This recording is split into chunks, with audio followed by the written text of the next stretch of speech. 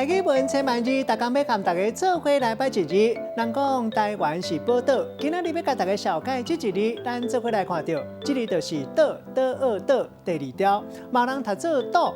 岛就是海里或者是湖里，互水围起来的。咱定来讲岛屿，岛甲屿到底有啥物无共？若是照台语字典的解说，屿是小岛，若岛较大，屿较小，嘛当做伙讲是岛屿。带大家做伙来小解两个词。头一个，咱做伙来看到，读做海岛，这个意思就是海洋上的岛屿。